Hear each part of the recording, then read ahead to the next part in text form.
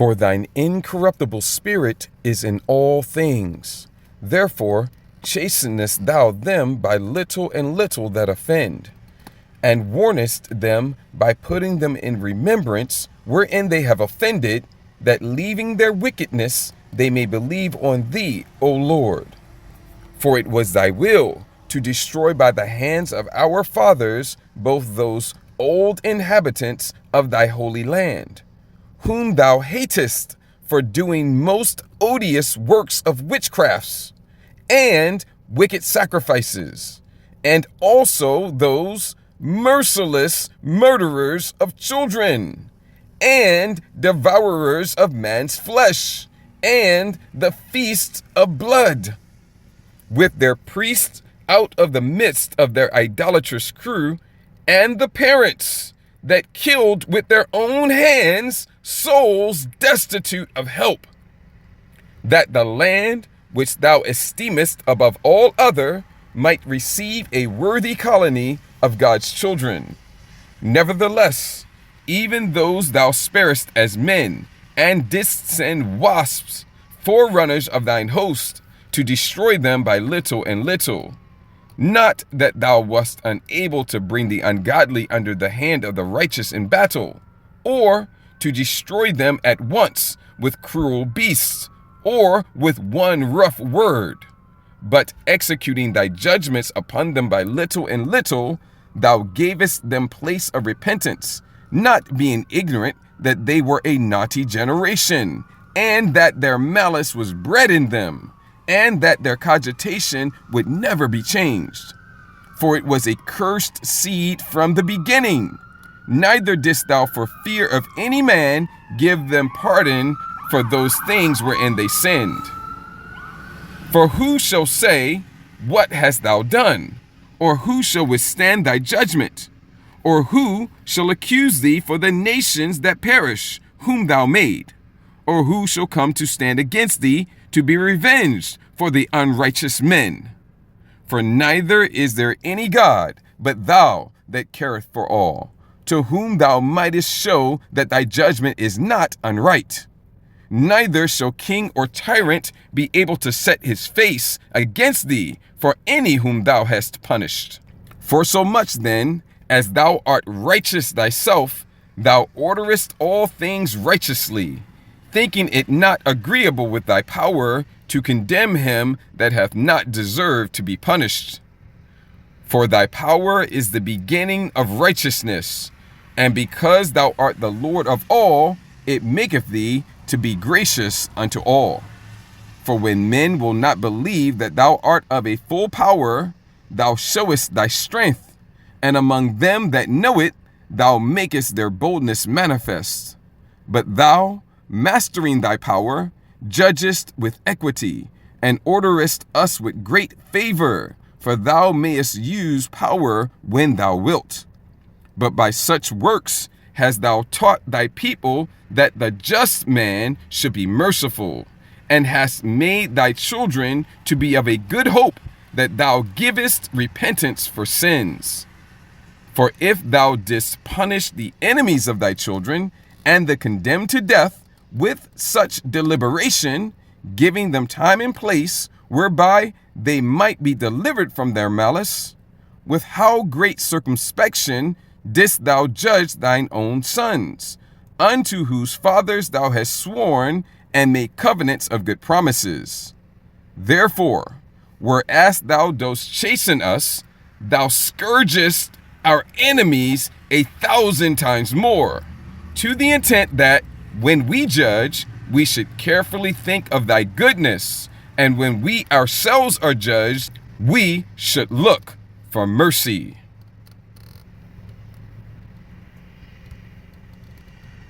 The truth is that most of you are Epsteins, just minus the money. That's a fact. It's like when I was talking about Diddy last time, when the Diddy case was going on. This is the lifestyle, and this is the behavior that your culture applauds, and it endorses, and it teaches you to aspire to. I mean, most people are not going to go through the Epstein files. Think about this. They're not going through the Epstein files to try to investigate, the possible architecture of private sector influence that he supposedly operated. They're not looking for that. What are they looking for? They're looking for salacious details about girls and about sex and about sadism and whatnot. Sex parties. That's what you're doing. Scouring through, trying to find the most lurid, the most lecherous, the most depraved information that you can, because you have an appetite for that. The truth is, you're not outraged, you're stimulated. Your whole culture is obsessed with this kind of thing. And your rich people, like I say, they're no different from you.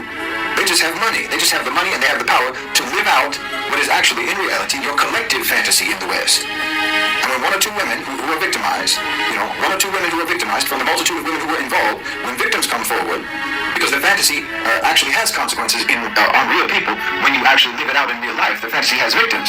So when the victims come forward, then you express shock and you express outrage, which, if truth be told, is driven more by envy than by anything like a genuine conscience.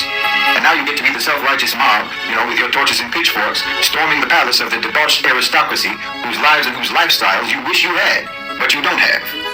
And that's what makes you angry. I mean, be serious. How many music videos, think about this, how many music videos have you seen that are not set in a mansion or by a pool or on an island where you have some male performer who's absolutely submerged in an ocean of scantily clad women who are framed in that video as party favorites?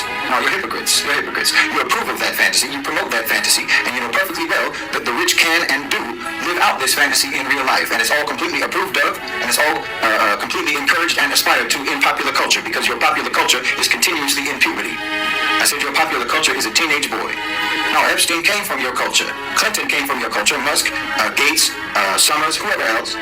Yes, everybody knew what Epstein was doing. No question about it. Of course they knew what he was doing. They were doing it too. And they still are. None of these people needed Jeffrey Epstein to provide this kind of thing for them. He was just one of their own, doing what they all do, and living out your collective, Western, degenerate fantasy. That's a fact. I've talked about this before. We all know you're like this. Everyone in the world knows that you're like this. You can act shocked, you can act disgusted as much as you want, but no one believes you. No one believes you who knows anything at all about your culture, who knows anything at all about your history, and who knows anything at all from their direct experience of your character. You were like this in every country. You were like this in every country that you invaded and that you colonized. You were like this on your plantations. Yes, you lived out your fantasy, your Epsteinian fantasy with African women on your plantations. I said the founding fathers of your country are the original Epstein list. So what are you talking about? You lived out your fantasy in Congo. You lived out your fantasy in Kenya, in Namibia, in Algeria, in the Philippines, in Korea, all across Indochina. You lived out that fantasy in Haiti, in Iraq, in Afghanistan. Now you've been Epstein all around the world, and you're Epstein right now. In fact, your whole population, you don't want to hear it, but it's true, your whole population is either an Epstein, a pre-Epstein, or a wannabe Epstein. And that's the most interesting thing about this whole thing to me, to be honest. This is actually the most interesting thing. The absurd performance of moral outrage. You do it all the time. And you act as if Epstein is unique. And again, it's just like what you do with Hitler. The brand name of absolute evil is Hitler, even though he was absolutely par for the course as a Western leader. Hitler wasn't special, and neither was Epstein. They're par for the course. But you have to make these selective villains, these selective villains who are entirely, actually, in reality, run-of-the-mill. But you have to make these selective villains tokens of evil that you can hate, precisely so that you can deny how run-of-the-mill they are. You have to prove how good you are by how much you revile them. You need to prove that these people are absolute anomalies, that they're abnormalities, that they're distinctly vile and distinctly repulsive, so that you can obscure how common and unremarkable their vileness and their repulsiveness in your society actually is. Even though, like I said, they're living the lifestyle and engaging in the behaviors that your mainstream popular culture upholds as living the dream. I mean, this is the official aspirational lifestyle goal of your whole society. But now you want us to believe that someone who is actually living that dream, that collective, Western, perverted, degenerate dream, is some sort of a freak anomaly, and you're Maybe off another video. This time. Barakatha Yahweh, Barakatha Yahweh Shai, Barakatha Yahweh, Barakatha Yahweh Shai, Barakatha Yahweh, Barakatha Yahweh Shai, Barakatha Yahweh, Bahashem Yahweh Shai Ba Racha HaKodash Kol Thapa Arath Hawad Wahaloyim Ratwatam Yatla Alahayanawa Yahweh Bahashem Yahweh Shai Ba Racha HaKodash. And what I just said in the Lashon Kodash being the ancient Paleo-Hebrew, or in other words, the true biblical Hebrew for holy tongue or language.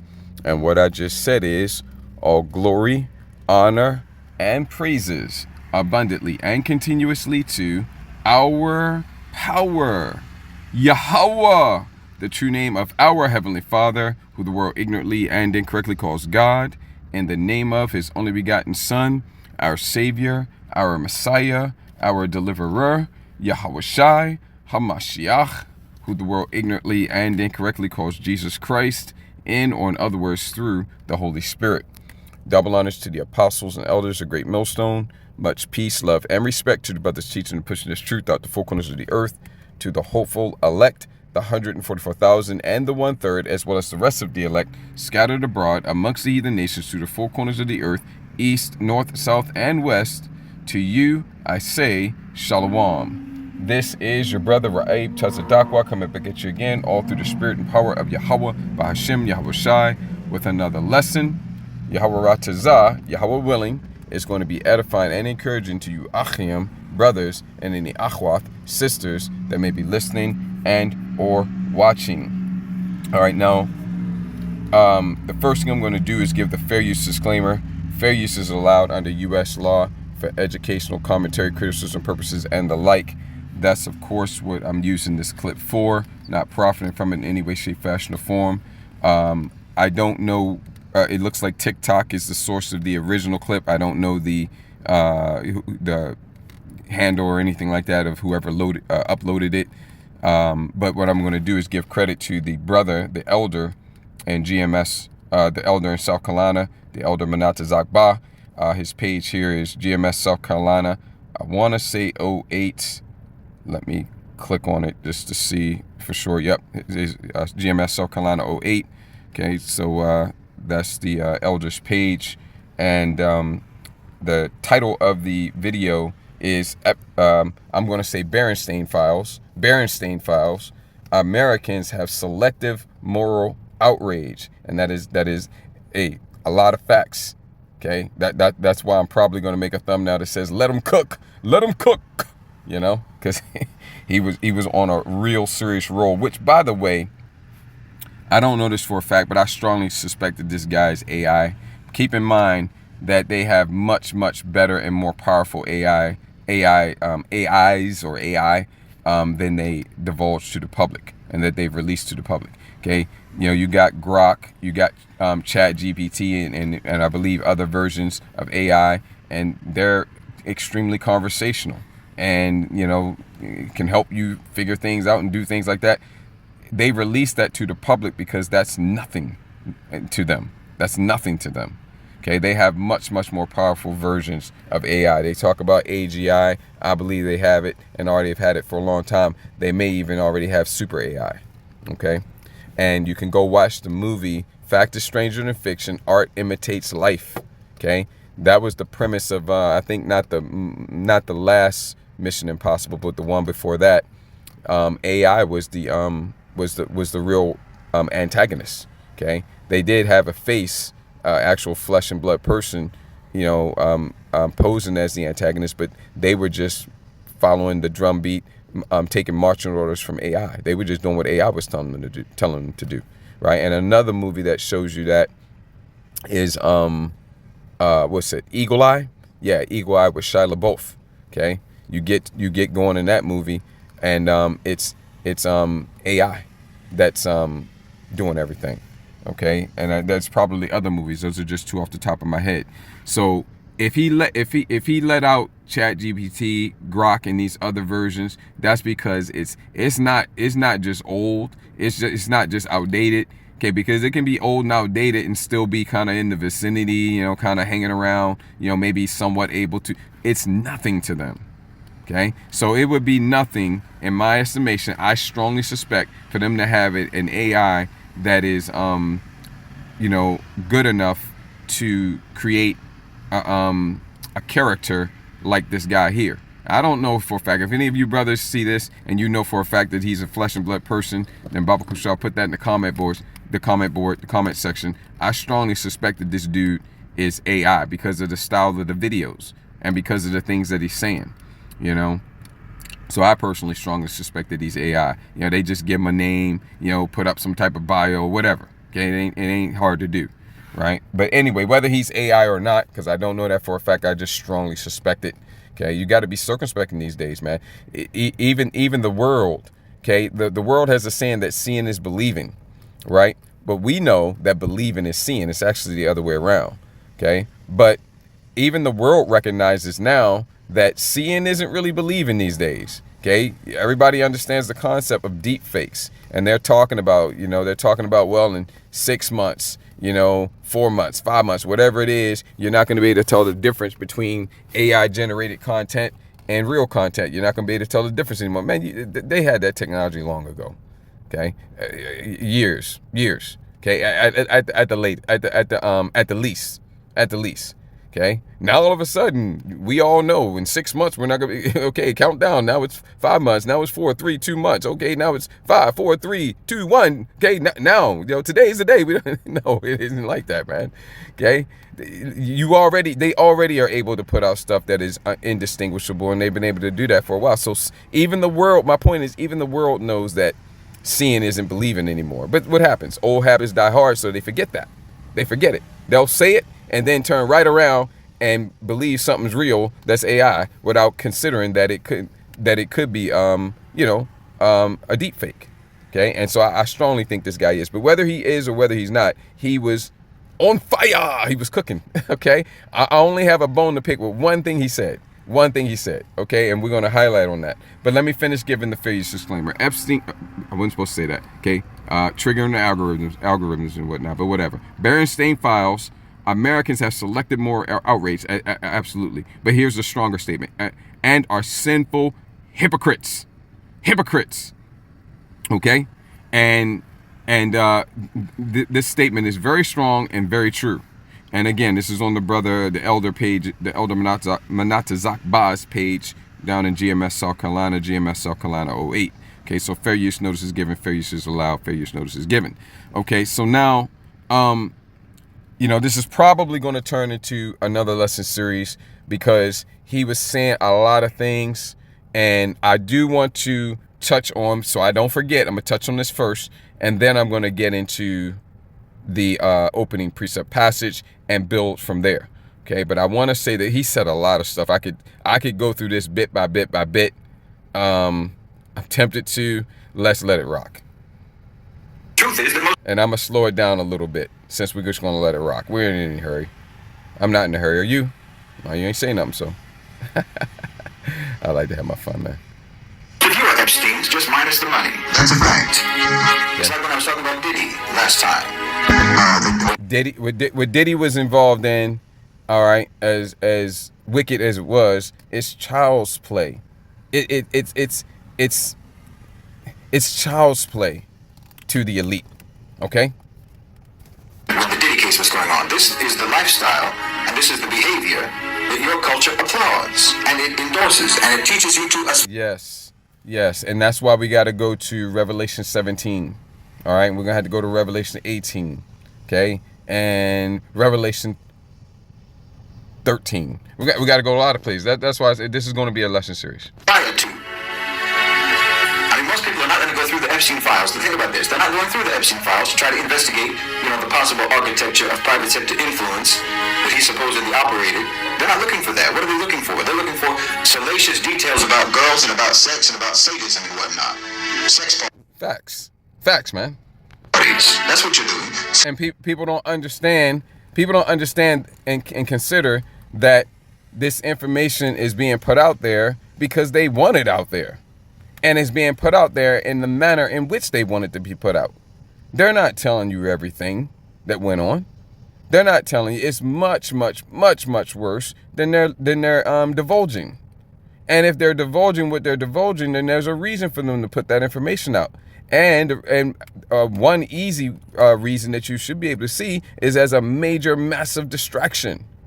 Because while this information is out and everybody's eating up the gory, salacious details like this, what I believe AI dude just said here, the world is, you could say, marching on to World War III. But World War III is already here. It's really a buildup. It's really an intensification, which is rapidly increasing. It's underway.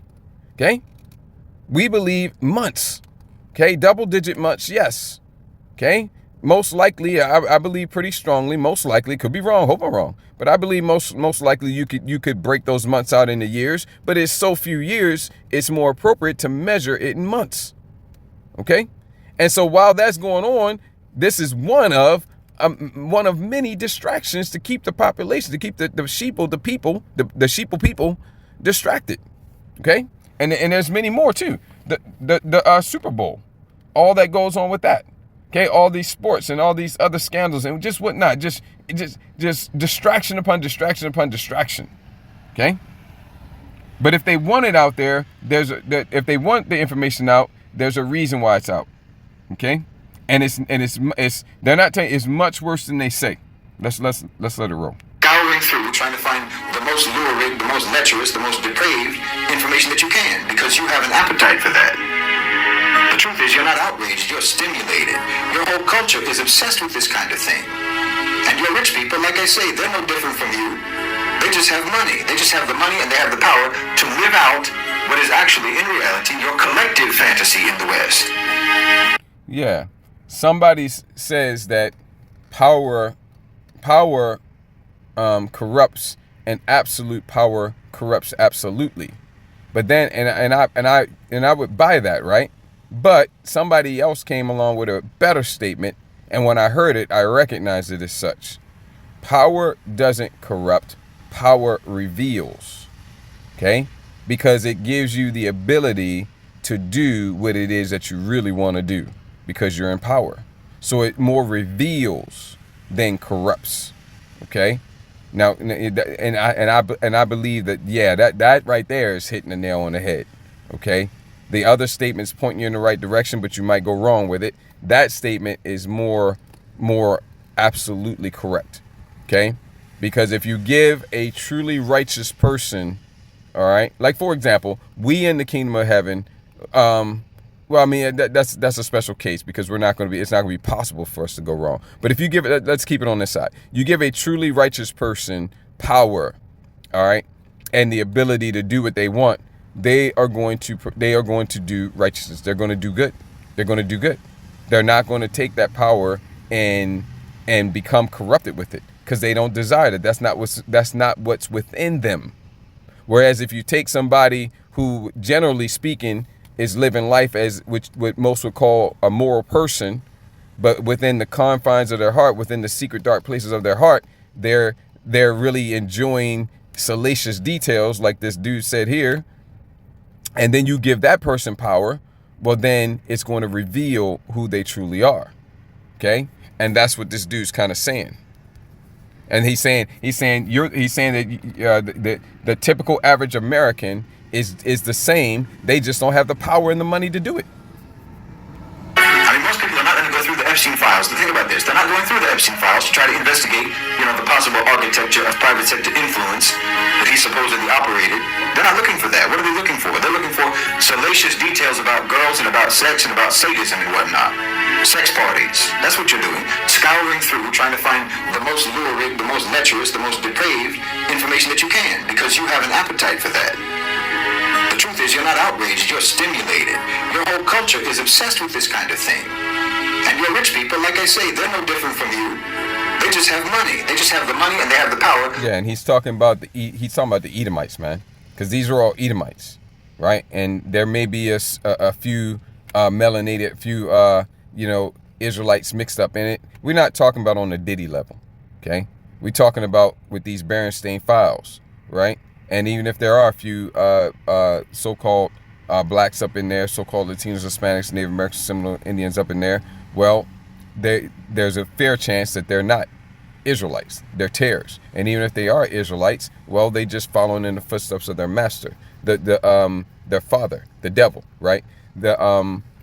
This is the predominantly far and away running away with it. This is the lifestyle and the culture. This is the way of the Edomites, the way of the wicked. Okay? And so that's what he's talking about here. To live out what is actually, in reality, your collective fantasy in the West. And when one or two women who are victimized, from the multitude of women who were involved, when victims come forward, because the fantasy actually has consequences on real people. When you actually live it out in real life, the fantasy has victims. So when the victims come forward, then you express shock and you express outrage, which, if truth be told, is driven more by envy than by anything like a genuine conscience. And now you get to be the self-righteous mob, with your torches and pitchforks. Yeah, he said, if anything, is driven more by envy. And I'm going to add to that gossip, okay? Eating up the details, the salacious details, like he said. Victims. So when the victims come forward, then you express shock and you express outrage, which, if truth be told, is driven more by envy than by anything like a genuine conscience. And now you get to be the self-righteous mob, with your torches and pitchforks, storming the palace of the debauched aristocracy, whose lives and whose lifestyles you wish you had, but you don't have. And that's what makes you angry. I mean, be serious. How many music videos, think about this, how many music videos have you seen that are not set in a mansion or by a pool or on an island where you have some male performer who's absolutely submerged in an ocean of scantily clad women who are framed in that video as party favorites? No, you're hypocrites. You're hypocrites. You approve of that fantasy. Yeah, that's a strong, and it was very fitting that he said it twice. No, you're hypocrites. You're hypocrites. Hypocrites on so many levels. Okay? All right? Hypocrites on so many levels. And that's why we got to go to Revelation 18, like I said, because, these Berenstain files come out, right? And all these abominable things are being done, but it's not like the information isn't out there that America, Babylon the Great is the main 1, 2, 3, 4, 5, 6 trafficker of the world. Okay? And how many exactly children go missing here in America, Babylon the Great every year? How many exactly? Okay? But then you hear of a few here and a few there, and like he said, it's time for the pitchforks. Okay? But this information, these statistics I was just telling you about, I don't know the exact details and statistics, but they're out. Okay? It's been talked about. There's been no outrage about that. Okay? There's been no outrage about that at all. Okay? And all these things that are happening, there's no the outrage, like the brother said in the title here. Babylonians have selective moral outrage. The outrage over like Black Lives Matter, so-called black, we're not black, we're Israelites. We're the Southern Kingdom. Okay, but that right there is all fake and phony and manufactured, and that goes into appeasing their own guilt.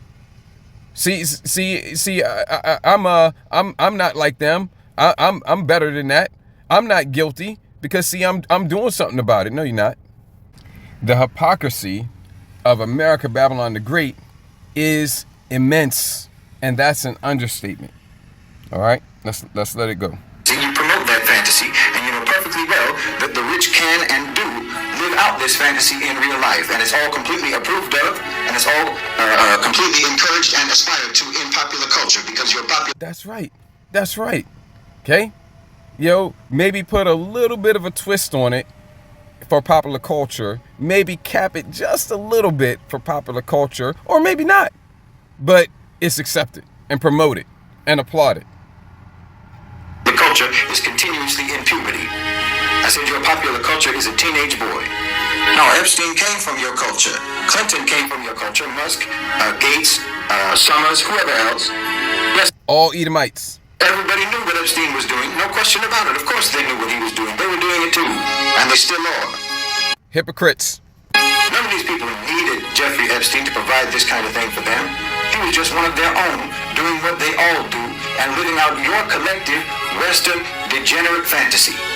That's a fact. I've talked about this before. We all know you're like this. Everyone in the world knows that you're like this. You can act shocked. You can act disgusted as much as you... Everyone knows. Habakkuk the 2nd chapter. Shameful spewing shall be upon thy glory. Okay? Psalm 64:8. All that see them shall flee away. Okay? Everybody knows. But no one believes you. No one believes you who knows anything at all. And why does everyone know? Okay?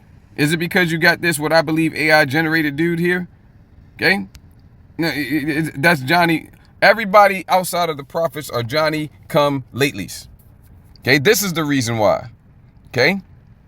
And then shall that wicked, okay, capital W, which it really shouldn't be capitalized. That's misleading. Okay? Shall that wicked, okay, which ties directly to Malachi 1 and 4. We're going straight to the point. Okay? Because it's not talking about no one man who's the Antichrist. It's actually a whole nation of Antichrist. Okay? And really, when you understand, there's levels of Antichrist. There's levels of anti-Mashiach. Okay? There's levels of it. And on the highest level, it's the wicked elite of Esau Edom. But as you come down, then it would be their pawns, you know, their front people. Okay, then you come on down a little further, and then it's you know, kind of like the celebrities and whatnot like that. And then you come on down a little further, and then it's all the Edomites here in America, Babylon the Great. Really, if you want to broaden it all the way out and get all the anti-Hamashiachs, the anti-Mashiachim, the Antichrist, then it would be anyone and everyone who opposes this truth. Okay? Anyone and everyone that opposes this truth. You're against the anointed. You're against the Messiah. And anyone and everyone that opposes this truth.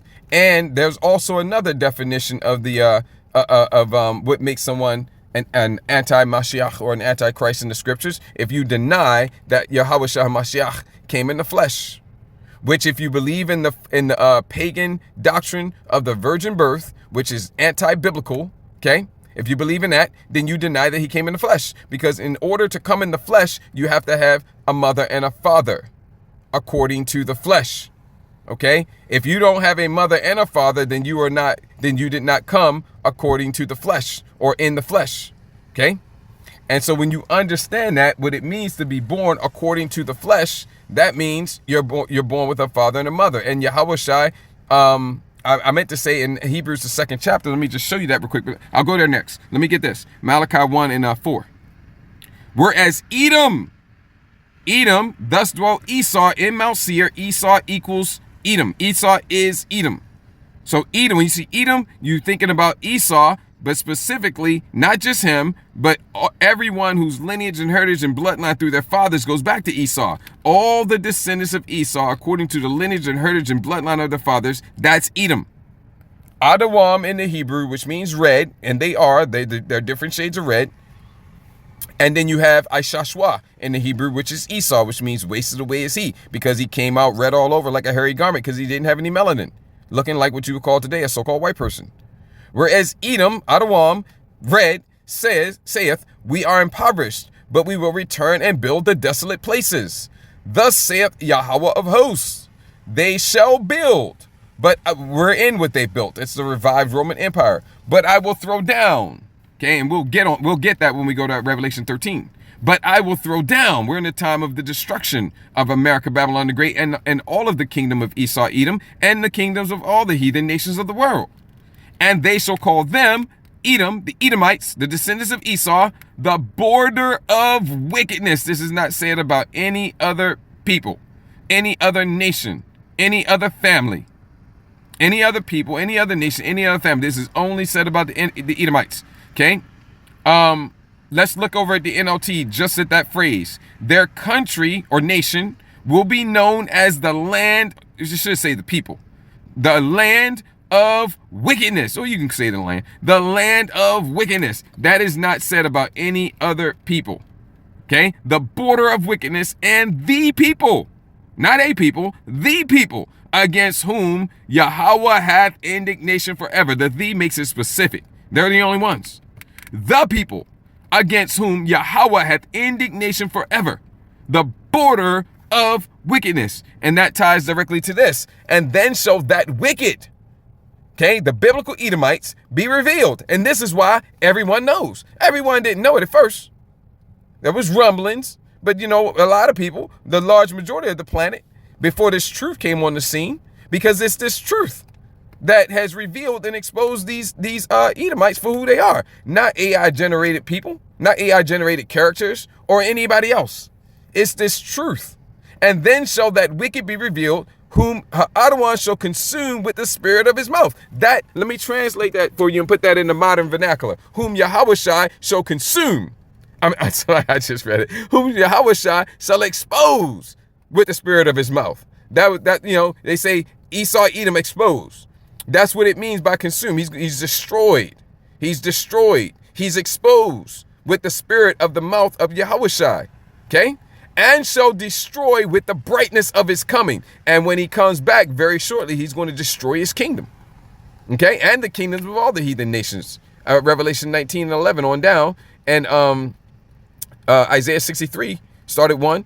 And 2nd Ezra 13 started 1. Okay? So this is why he's exposed. Oh, and I said I was going to get something else. Oh, yeah, the Hebrews 2. Hebrews 2. Okay? And, what is it like? Let's see. Yeah. Yeah. What is it? What is this talking about?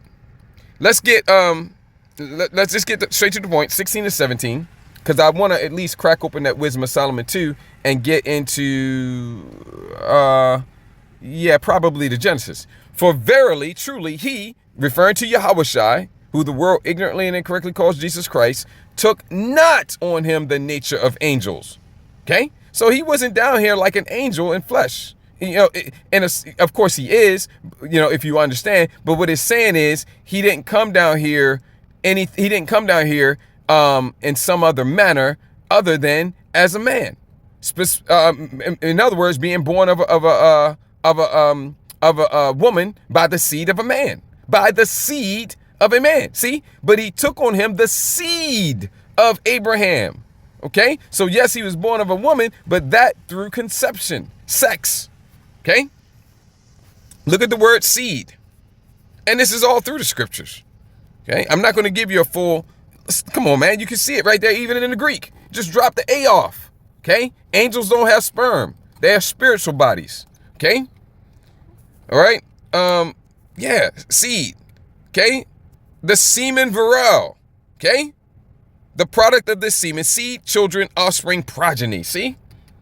So, going back here, for verily he took not on him the nature of angels. So if he didn't have an earthly father, then that would be taken on the nature of an angel. But he took on him the seed of Abraham. It's not a matter, it's deflection when those that push this pagan doctrine, because that's what it is, it's pagan doctrine. Going back to the Tower of Babel. I was going to say something, what was it? What I was going to say is, I'm starting to rain, so I got to roll up the windows. Bear with me a second. What I was going to say is, it got away from me again. What was I going to say? Right. I was just going to run this by you real quick because I'm trying not to get into a lengthy discussion about this right now, because it's not directly related to the topic. But the word for virgin in the book of Isaiah is the Hebrew word ilamah. Ilam meaning young man, ilamah meaning young woman. Put the I on the end, it makes it feminine. And you look it up and it tells you there that it's talking about a young woman of marriageable age, which that's more of the hypocrisy of America, Babylon the Great, because a young woman of marriageable age, according to the scriptures, is a young woman that's reached the flower of her age. The Apostle Paul told you that in the New Testament. Dummies. Okay, but I can't call them dummies. Hypocrites, because they know that. They know that. They know that a woman is actually ready to be given away in marriage when she has her first menstrual cycle. When her menstrual cycle, when she starts to menstruate. They know that. They know that. Okay, so I can't call them dummies. They know that. Everybody who believes his lies, those are the dummies. Okay, don't be a dummy. They know that, man. But yet and still, they set their laws up to make that illegal, and they vilify and demonize that. That's the hypocrisy. Hypocrites, like the AI dude said. I think he's AI anyway. Okay? Hypocrites, man. All right? And we may touch on that. You can get that in, I want to say 1 Corinthians, the 7th chapter, and then you can go to the law of our Father. You hypocrites, calling yourselves a God-fearing nation. Yeah, what God you talking about, though? All right, talking about the Bible is the law of the land, yet you make laws that go against it, left, right, front, and center every chance you get. Hypocrites. Okay? The ways of our Father Yahweh, you vilify and demonize, and in doing so, you blaspheme. Hypocrites. Okay? That word, and right there in the word, it tells you a young woman of marriageable age, newly married bride. So a woman who's a newly married bride has had what? Boys and girls, ladies and gentlemen, cats and dogs, sex. And when you look further into it and you read the fine print of the definition in the blue letter, in the concordance, it tells you furthermore that the idea of unspotted virginity is not, with a T, that which this word conveys. In other words, This word ain't talking about a woman who's never had sex. This word, it can be used for that, but it's not necessary. It's not talking about that. Because if you don't know it's a woman, you may not know. If you know it's a woman that's not had sex, Slakia. If you know it's a woman that's not have sex, don't use this word. If it's a woman, if it's a woman that let me see, don't want to say that though. Let me see.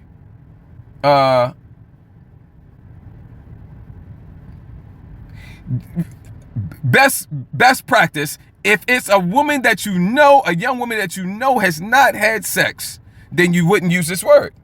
But if it's a young woman that you know has had sex, then you're going to use this word.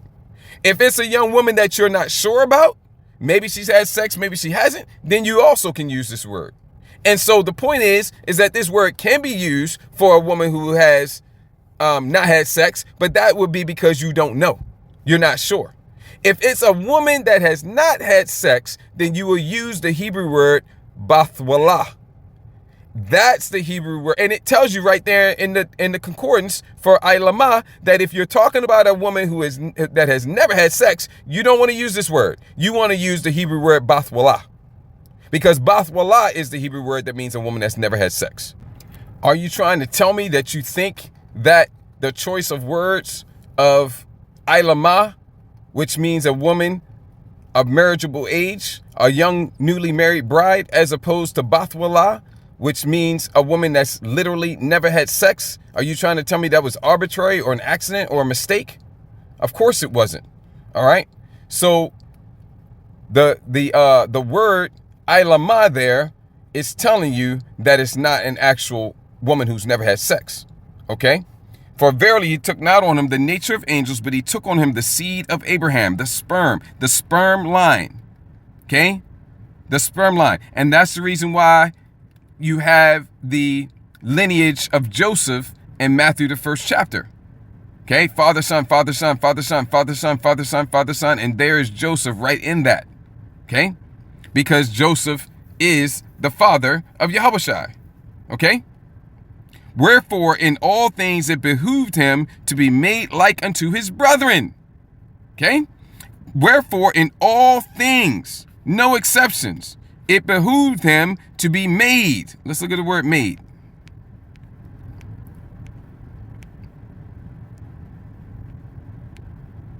To be made likened, compare. Let me see here. It doesn't really get into the word make.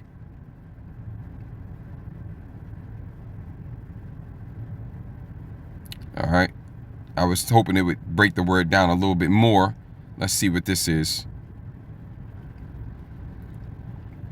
Okay. It's talking about formed in fashion, man, coming into this earth. Wherefore in all things it behooved him to be made like unto his brethren. But look at that. In all things. Therefore, it was necessary for him to be made in every respect like us. Do you have a mother and a father? Do I have a mother and a father? Of course. If I have a mother and a father, did all of the disciples have mothers and fathers? If they all had mothers and fathers, okay? And really the brethren is talking about the 144,000, which are the prophets. But let's focus in on the 12. If they all had mothers and fathers, but Yahushua only had a mother, then could it be said that he was made like unto them in all things? No, it cannot, because there's an exception.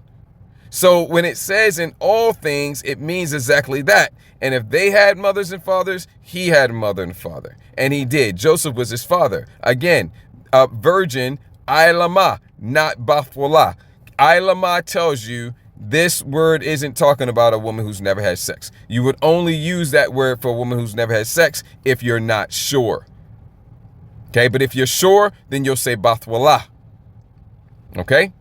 And if you know that she hasn't had sex, then you would never say bathwalah. Slaka. If you know that she has had sex, you would never say bathwalah. Okay? Bathwalah is a woman who's never had sex. And that's not the word that's used in Isaiah 7. Okay? Because the young woman there was talking about a young woman who was a newly married bride. She had had sex. Her husband had had sex with her, and he had planted his seed, his sperm in her. And from that from the sperm, the seed of Joseph, came Yahushua. Okay? And that's why Joseph's lineage, going all the way back to King David, is important. And it's in Matthew, the 1st chapter. Otherwise, why is Joseph's lineage in the Bible at all? There's no reason for it to be there if he wasn't Yahushua's father. What's it doing there? Okay, and furthermore, there's a lot more I can get into, but I'm going to move on. Let me just give you this. Wherefore, in all things it behooved him to be made like unto his brother. He was made just like we are made. And we're made with mothers and fathers. He was made with a mother and a father. Okay, everybody understands that Mary was his mother, but Joseph was his father. And Mary said so. She referred to Joseph as his father, that he might be a merciful and faithful high priest in things pertaining to the Most High, to make reconciliation for the sins of the people. And that's how he was able to, in all things and in all points, to be tested like we're tested. Okay, if he had the nature of an angel, then temptation would not affect him, because he would not be under the I'm gonna say, the curse. Okay, because when Adam fell, all of us that come from Adam fell. Okay, so he would not be subject to temptation like that. Okay, it would be nothing to him. Okay, because he's not under the line of Adam if he doesn't have a father, right? So for him to go through his life perfect and sinless, that would be nothing of any respect. Because of course he did. He's not subject to sin. He's not subject to temptation like we are. Okay, you can try to tempt him, but if he resists the temptation, of course he will. It's easy, right? It's nothing, right? But if his bloodline comes down through Adam, through King David, from Adam I should say, through King David, okay, down through Joseph to him. And despite that, he lives a sinful and perfect life, and he conquers sin and defeats sin, and hell and the grave and all of that. Well, that's a tremendous accomplishment, and it's so much of a tremendous accomplishment that he's the only one that could do it. See, so Yahushua had an earthly father and an earthly mother, not just a mother alone. Okay, I kind of got off onto that. Let me get back onto this. No one believes you who knows anything at all about your culture, who knows anything at all about your history, and who knows anything at all from their direct experience of your character. You were like this in every country. You were like this in every country that you invaded and that you colonized. You were like this on your plantations. Yes, you lived out your fantasy, your Epsteinian fantasy with African women on your plantations. I said the founding... Yeah, see? Well, let me back it up. Let him finish. From their direct experience of your character, you were like this in every country. You were like this in every country that you invaded and that you colonized. You were like this on your plantations. Yes, you lived out your fantasy, your Epsteinian fantasy with African women on your plantations. I said the founding fathers of your country are the original Epstein list. So what do you... Yeah, and that's my one bone to pick with them. Okay? They weren't African women. Okay? They were the Southern Kingdom women. Daughters of Zion. Okay, and he did the same thing with the Northern Kingdom women as well when he came over here to the Americas. Cristobal Colon showed up, and then the floodgates were open. Right? They did the same thing with the Northern Kingdom women as well. Okay, but the quote unquote African women he was referring to are actually not African at all. And again, Esau Edom knows this, and he puts it in his scholarship, because he tells you right there that Ham is the progenitor of the dark races, not the Negroes. The dark races are the true Africans. Esau Edom knows this, and he also knows that the dark races all come from Ham, and we don't. We don't go back to Ham. He knows this, and he also knows who we do go back to, but he won't tell you that, because right in that same scholarship where he says not the Negroes don't go back to Ham, he will not, so-called Negroes, we're not Negroes anyway. That's one of the proverbs and bywords he slapped on us in accordance with the curses of Deuteronomy 28. But he'll tell you that, okay? But what he won't tell you is what he won't tell you is who we do go back to. He'll tell you that we don't go back to Ham, but he won't tell you whether we go back to Shem or Japheth. He just doesn't mention it. He just stops there. And I'll tell you, we go back to Shem, okay? And if we go back to Shem, then the next question is, well, which one of the Shemitic nations are we? We're the Israelites. We're damn sure not the Arabs, the Ishmaelites, okay?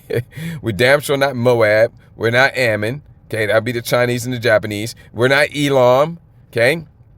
That would be the East Indians. We're the Israelites, okay? So he doesn't tell you, he doesn't go anything further than to tell you that we're not Hamites, okay? So this AI generated dude here, he was wrong about that. Okay, we're not Africans. He should have said the Southern Kingdom daughters of Zion, right? But that's a little bit too on the nose with the truth. Talking about, you lived out your fantasy in Congo. You lived out your fantasy in Kenya, in Namibia, in Algeria. This is how you know he's talking about the Edomites. Okay, even if you throw in a few of our people, this isn't about them. Okay, they just serving their father. Okay, spiritually speaking. Okay, Esau, Edom is their spiritual father, just like you had Israelites who had Israelites who were the spiritual sons of the devil, the spiritual sons of the Edomites during the time of Yahushua. That's why he told them, he was speaking to Israelites, and he said, "You're your father, the devil," and he was talking about the Roman Empire, which were Edomites. Okay, same thing today. This is how you know he's talking about the Edomites, because we didn't do this, and no other nation did this. Your Epsteinian fantasy with African women on your plantations. I said the founding fathers of your country are the original Epstein list. And who were the founding fathers? They were all Edomites. So what are you talking about? You lived out your fantasy in Congo.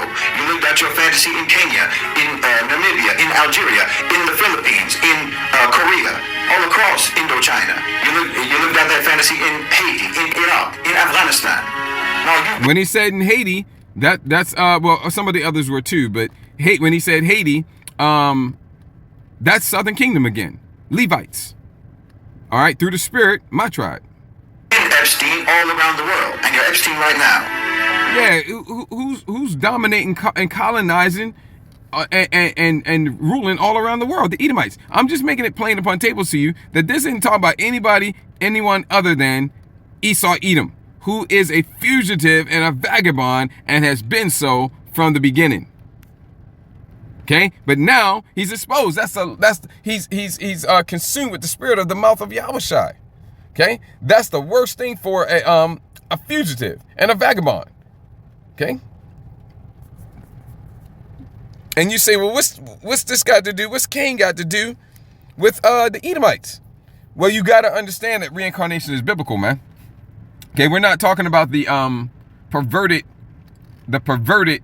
doctrine of reincarnation that the heathen preach. Okay, because they've taken the true biblical doctrine of reincarnation and they perverted it. Okay, talking about you can come back as a monkey or a cat or a dog or a roach or whatever. No, that's all perverted. Okay, and that's not it. That's not in the scriptures anywhere.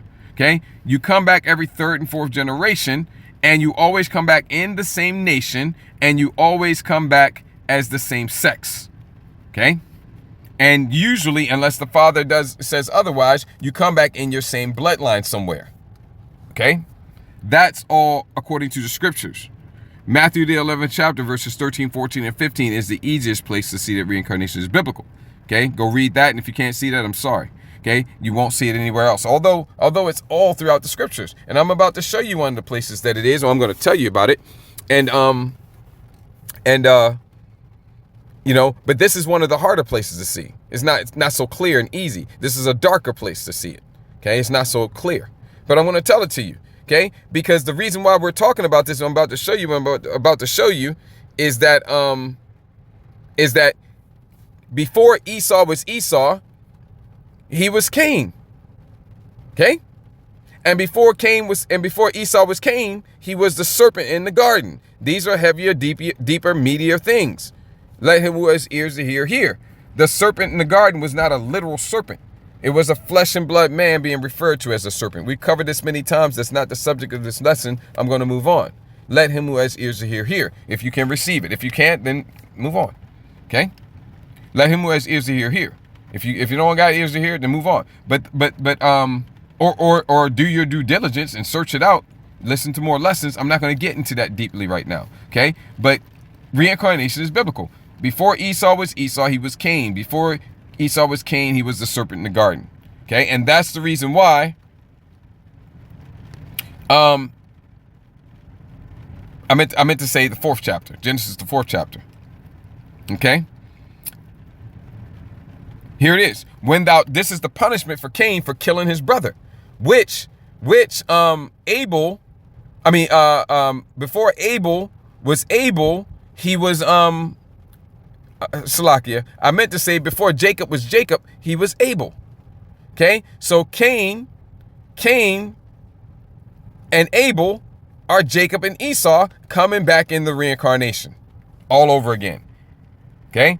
First time, Cain slew his brother for being righteous. Second time, he wanted to slay him. Okay? And yes, he was still righteous. Okay? But you say, but he got his birthright. He despised it for one pot of stew, a bloody stew. Okay? And the Father, our Father, Yahweh, who you call God, had already determined that the blessing, everything, birthright, blessing, everything was going to go to Jacob. He told his mother Rebekah while they were in the womb fighting. And why were they fighting? Because they're because they're enemies. They were enemies. And the Most High set that up in Genesis 3. Might as well touch on that real quick. Okay? This was the punishment for let me see, was it? Yeah, this was the punishment for the serpent. Let me see here. Yeah. This was part of the punishment for the serpent. And I will put enmity between thee and the woman. Okay? Now, when it says thee and the woman, you got to understand that the Most High is speaking metaphorically here. Okay? And between thy seed and her seed. It shall bruise thy head, and thou shalt bruise his heel. Okay? The seed here is not no actual snakes, man, and serpents, and you got the seed of the actual little. No, the serpent here is a flesh and blood man that would later be born as Cain, that would later be born as Esau, and that would stick. And from Esau would come the nation of Esau, Edom, the Edomites. Okay? And so when it says between thee and the woman and between thy seed, it's saying between the Edomites and the Israelites. The woman here is metaphorically referring to the nation of Israel. So between thy seed, yeah, all of your descendants, the nation of Esau, Edom, and her seed, the nation of Israel, which is likened to a beautiful and comely and delicate woman in Jeremiah 6:2. So this is saying, our Father Yahweh is saying that he's going to put enmity between the Edomites and the Israelites. Okay? And that's why, let me see here. Where was I last? That's the reason why Jacob and Esau were fighting in the womb as babies. And that's why Rebekah went and asked and inquired, why am I thus? Why is all this going on in my womb? Okay? And you got two nations in your womb. Two manner of people shall be separated from thy bowels. Completely and totally different. Opposite as night is from the day. North is from the south. East is from the west. Good is from evil. Okay? Righteous from wicked. That's how opposite. Two manners. Two completely and totally different types of people. In fact, complete and total polar opposites. Going to be separated from thy bowels. And the elder shall serve the younger. So the Most High already made it plain. So no, don't be trying to point the finger at Jacob. Okay? The Heavenly Father set it all up this way. So don't be trying to put Jacob was still righteous. He was righteous when he was Abel. He was righteous when he was Jacob. And Cain and Esau was wicked when he was Cain. And he was wicked when he was Esau. And he was wicked when he was the serpent in the garden. Okay? And that's the reason why it says here, When thou tillest the ground, it shall not henceforth yield unto thee her strength. And that's why Esau has to put all these chemicals on the ground and in the earth like he does. And when he does that, he just further destroys the earth even more. Okay? The earth already isn't yielding for him because that's what part of the curse for him.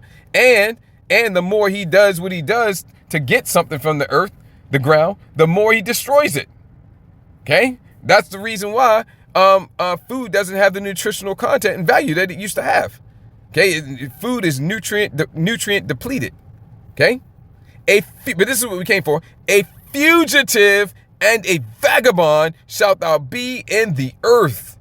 Fugitive and a vagabond. That's why he's not at home, and that's why he's always trying to present himself as a knight in shining armor. Okay, he's always trying to present himself as the exact opposite of what he is. A fugitive, always on the run. Okay, but now always on the run, always in hiding, always operating under aliases, false identities. But now he's exposed. That's what he's saying here. Everybody knows it. Everybody knows it. Your culture is embarrassing. Fantasy with African women on your plantations. I said the founding fathers of your country are the original Epstein list. So what are you talking about? You lived out your fantasy in Congo. You lived out your fantasy in Kenya, in Namibia, in Algeria, in the Philippines, in Korea, all across Indochina. You lived out that fantasy in Haiti, in Iraq, in Afghanistan. Now you've been Epstein all around the world. Edomites. Epstein right now. Edomites. In fact, your whole population, you don't want to hear it, but it's true. Your whole population is either an Epstein, a pre-Epstein, or a wannabe Epstein. Edomites. And that's the most interesting. You don't want to hear it, but it's true. Thing about this whole thing, to me, to be honest, this is actually the most interesting thing. The absurd performance of moral outrage. You do it all the time. And you act as if Epstein Hypocrites, man. is unique. And again, it's just like what you do with Hitler. You know, the brand name of absolute evil is Hitler, even though he was absolutely par for the course as a Western leader. Hitler wasn't special, and neither was Epstein. They're par for the course. But you have to make these selective villains, you know, these selective villains who are entirely, actually, in reality, run-of-the-mill. But you have to make these selective villains tokens of evil that you can hate, precisely so that you can deny how run-of-the-mill they are. That's it. I think You have to prove how good you are by how much you revile them. You need to prove that these people are absolute anomalies, that they're abnormalities, that they're distinctly vile and distinctly repulsive, so that you can obscure how common and unremarkable their vileness and their repulsiveness in your society actually is. Even though, like I said, they're living the lifestyle and engaging in the behaviors that your mainstream popular culture upholds as living the dream.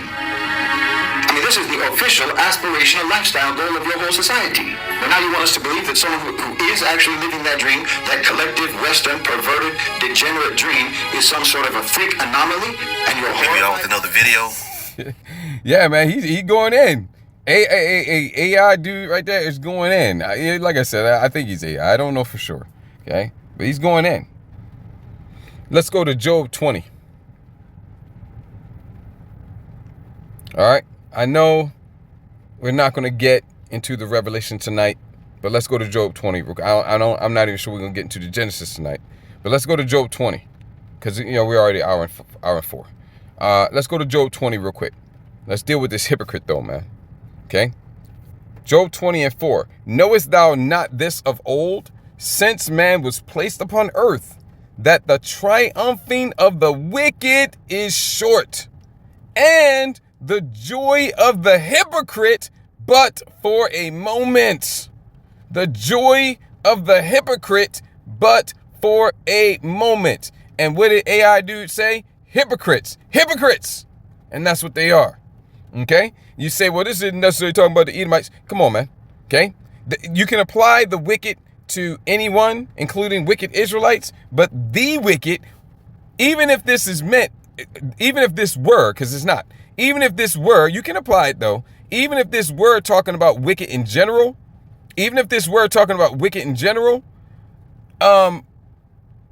who is wicked to the max?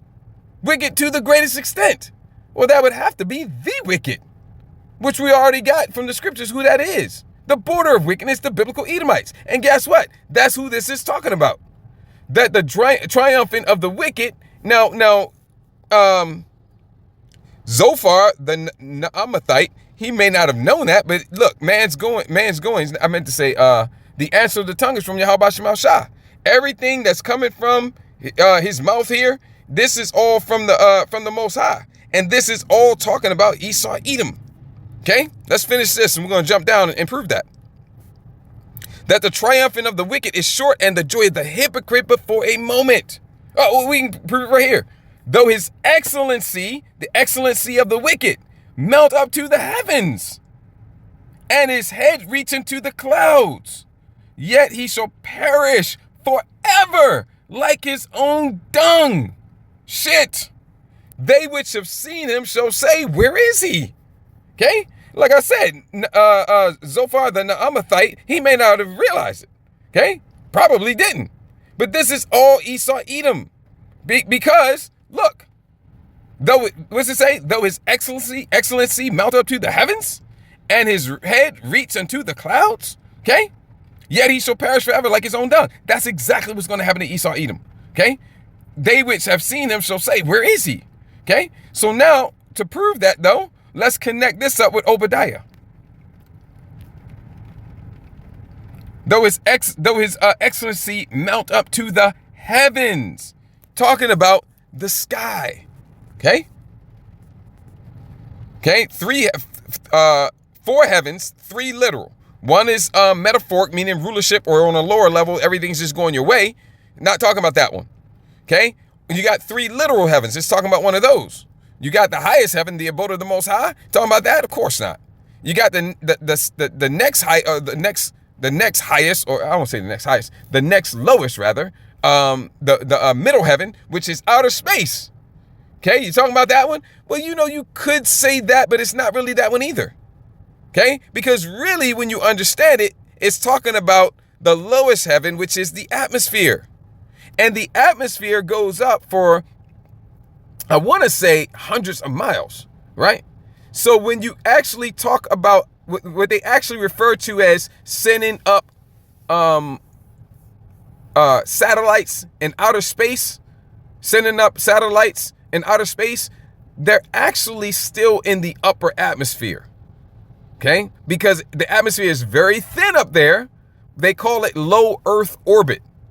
And in a lot of contexts, that's referred to as outer space, but it's still technically the atmosphere. So, you know, that's why I said you could say that, but it's still technically the atmosphere. So that's the heaven it's talking about. The pride of the, let me see here. That's not the one, let me see. Yeah, actually, let me see, is that? Yes, okay, it's the next verse. Let's stay on track here so I don't make this longer than it's already going to be. Though thou, and this is talking about the Edomites, the vision of Obadiah, the prophecy of Obadiah, thus saith Adonai Yahweh concerning Edom, the descendants of Esau. Okay, that's what this is all getting into. You do have a special mention of the other heathen nations here. Okay, for the day of Yahweh is near upon all the heathen. As thou hast done, it shall be done unto thee. Thy reward shall return upon thine own head. You're going to get it. For as ye have drunk upon my holy mountain, so, it's, in other words, how you have treated my sons and my daughters, so shall all the heathen drink continually. Yeah, you treated us bad. You about to drink. I opened up with it. Wisdom of Solomon 12 and 22. Whereas those chasing us, thou scourgest our enemies 1,000 times more. You about to get it bad. They shall drink and they shall swallow down. Put this with Jeremiah 25. Start at 15, go down to like 33, 34. Math, probably keep going. Okay? And they shall be as though they had not been. Okay? And then you got deliverance and salvation for us. Mount Zion, that's us. Deliverance and salvation. And then you got the greatest destruction for the Edomites. Remember we say he shall perish forever like his own dung, and there shall not be any remaining of the house of Esau, for Yahweh has spoken it. There will be no survivors in Edom, none, not a single one. Yahweh has spoken it. That's what it's talking about. But I want to show you this in verse 4. Though thou exalt thyself as the eagle. Okay, that is not a coincidence. What's the national bird of America? Babylon the Great. The eagle, bald eagle. Okay, all right. Has the eagle been held in prominence in anywhere else on the planet? Yes, in Edomite nations over there in what's referred to as Europe today. Also, the ancient Greeks held the ancient Greeks, which were Edomites, held the eagle in high regard, and so did the ancient Romans. Okay, so and bring it all the way back to America, Babylon the Great. That's the greatest example, right in your face. Okay, that is not a coincidence. Okay, and that's tied to the Edomites. Okay, because they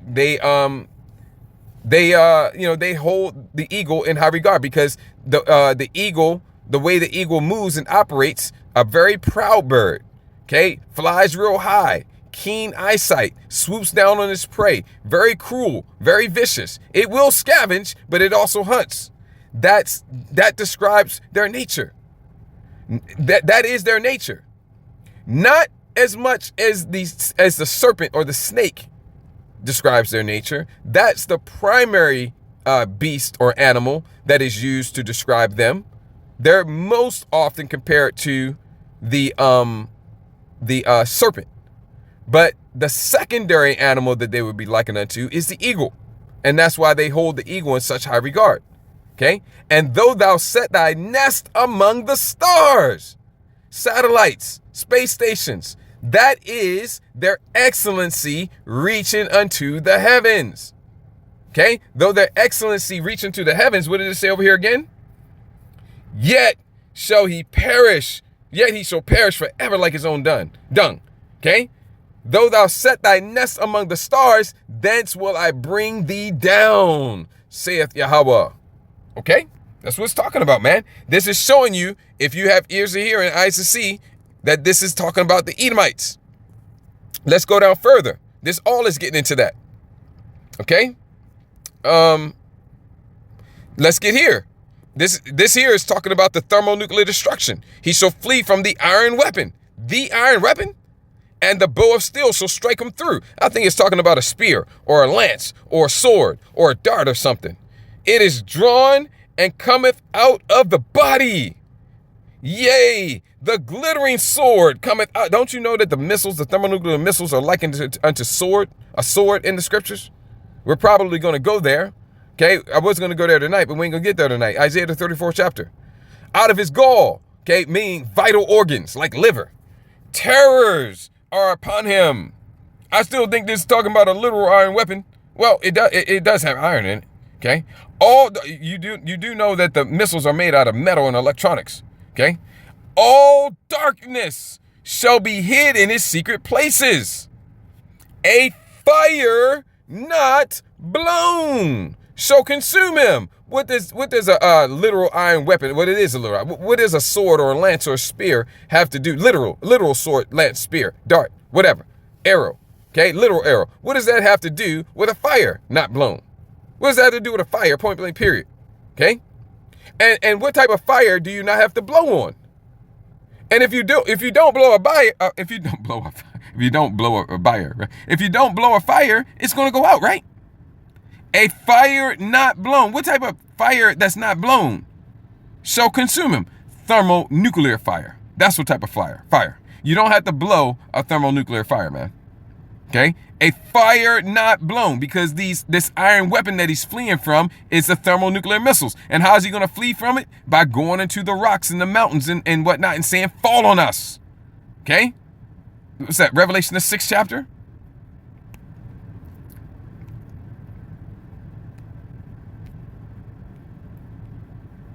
Yes. This is all talking about the thermonuclear destruction. Look at that.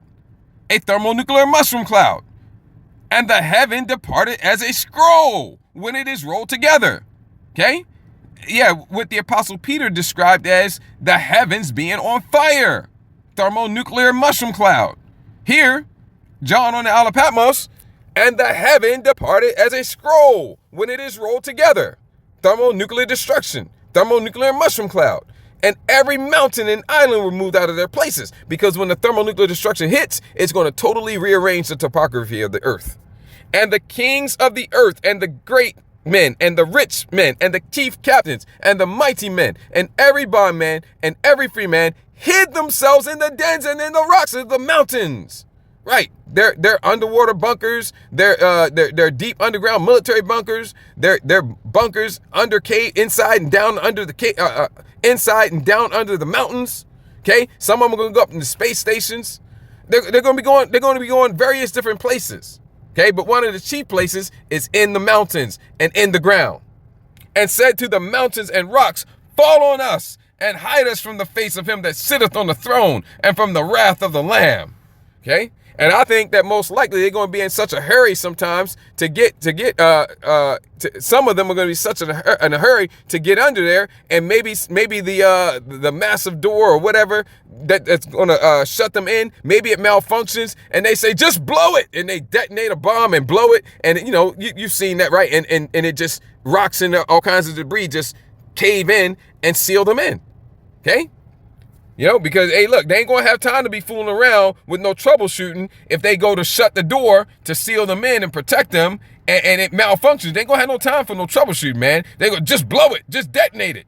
And then, and it just collapses, and they'll figure out another way to get out. They probably have lots of different routes and all that. Okay. But this is what it's talking about. Okay. This is what it's talking about when it says, all darkness shall be hidden in secret places. I meant to say he shall flee from the iron weapon, that 24.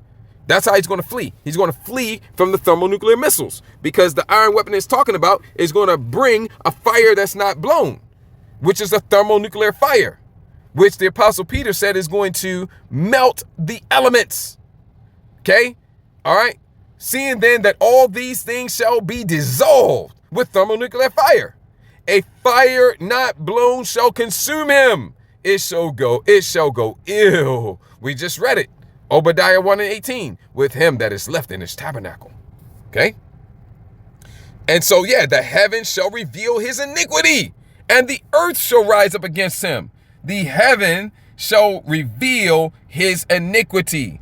Okay, we're going to get more over here, but let's just go to Revelation 18 real quick. Was it Revelation 18? Yes.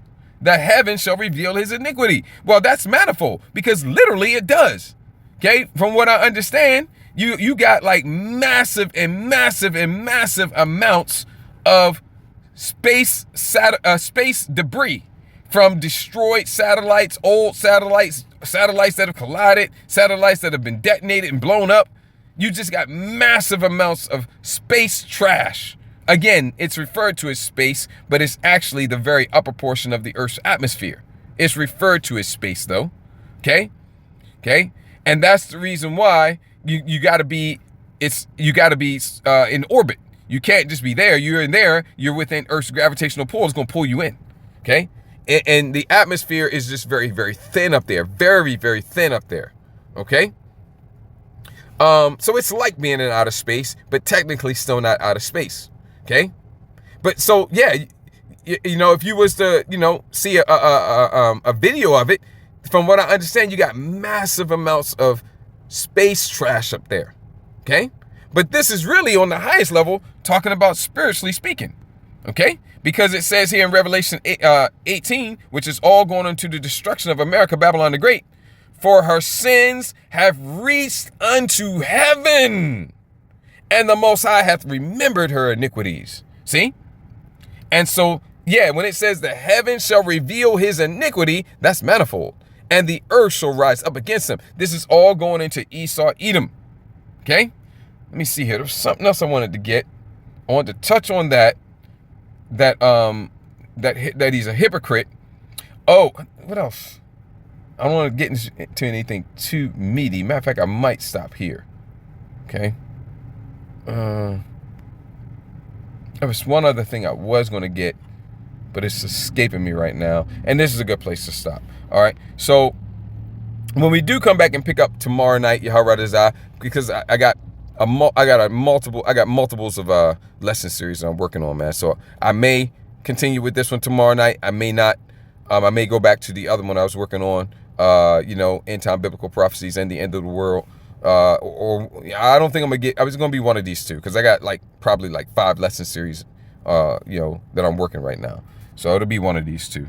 But we're gonna continue on with Revelation 18. We're gonna get more there. Revelation 17, Revelation 13, and then we got a lot to get in Genesis. Let me see. I'm trying to remember. Yeah, we're gonna get Genesis 9, Genesis 26. I can't remember everything, but yeah, that's some of the big precept passages we're going to get. And yeah, we're going to go to 1 Corinthians 7 as well. We're going to go to the law. We're going to go to a lot of places, man, just to show that this man is indeed the greatest hypocrite the world has ever seen. A massive, massive hypocrite, man. Okay? And so I'm just going to go ahead and wrap it up there. I'm not going to make this any longer. So with that, I'm going to go ahead and wrap this up. Before I do, want to give all glory, honor, and praises to Yahweh, Ba'ashem, Yahweh Shabbat, Rachak Wadash. Double honors to the apostles and elders of Great Millstone. Much peace, love, respect to the brothers teaching, pushing this truth out the four corners of the earth. Adwar Madazah. This lesson was edifying and encouraging to you, Achim, and the Achim. Salakia. Yahweh Radazah. This lesson was edifying and encouraging to any Achim and Achwaf that may be listening and or watching. Ayashmiya Kwana, Azanyim La Shemai Shemai. Let him who has ears to hear. Kwam Yasharala, Baba Kwasha, Abad Baba Etha, will call Adawam. Shalom Habachayim, peace to the elect. Shalom.